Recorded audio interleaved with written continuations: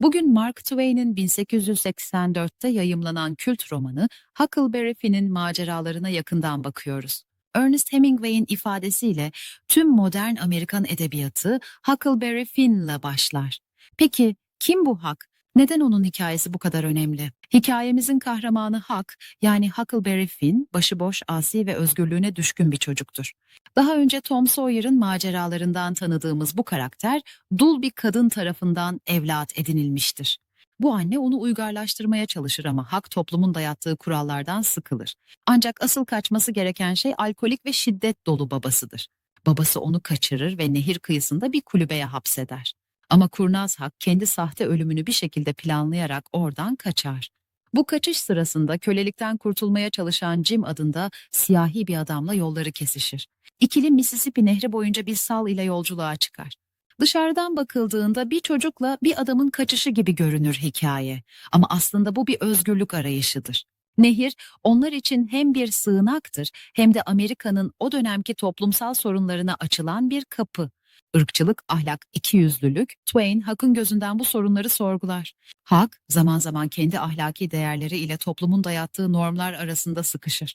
En çarpıcı anlarından biri, Jim'in kaçmasına yardım etmenin günah olup olmadığını düşündüğü sahnedir. Sonunda şöyle der: "Tamam o halde. O zaman ben de cehenneme giderim." Bu cümle, Huck'un toplumun ahlakını reddedişidir ve bireysel vicdanın zaferidir.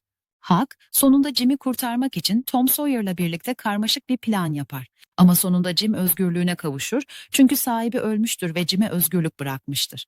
Huck'a gelince, o medenileşmek istemez. Kendisine anne gibi davranan kadının yanına dönmesi beklenir ama o şöyle der: "Beni evcilleştirmeye kalkacaklar yine.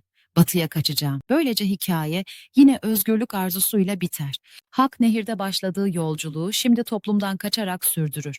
Huckleberry Finn, çocukların okuyabileceği bir kitap gibi görünse de aslında ırkçılık, vicdan, özgürlük ve ahlak gibi çok katmanlı konuları işler. Mark Twain, Amerikan toplumunu eleştirirken mizahı ustaca kullanır.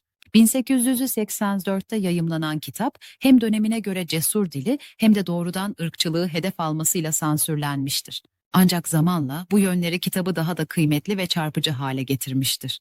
Gerçek adı Samuel Langhorne Clemens olan Mark Twain, gençliğinde nehir gemilerinde çalıştı.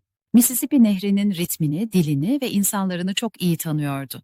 Bu da eserine otantik bir derinlik kattı. Bu romanı yazarın hem kişisel yaşamındaki çatışmaları hem de Amerika'nın içsel çelişkilerini yansıtır. İlginç bir anekdot ise şudur: Twain kitabını yazarken tam ortasında 2 yıl boyunca ara verdi.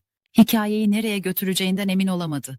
2 yıl sonra yazmaya devam ettiğinde ise işte o duraksamadan sonra gelen bölümler romanın en güçlü sayfaları oldu.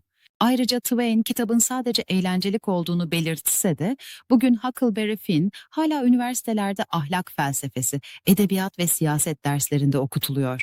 Huckleberry Finn'in maceraları, bir çocukla bir kölenin nehirdeki bu yolculuğu sadece bir kitap değil, bir vicdan aynası. Ve Mark Twain'in dediği gibi, gerçek kurgudan daha tuhaftır. Çünkü kurgu olasılıklara bağlı kalmak zorundadır. Gerçek ise değil.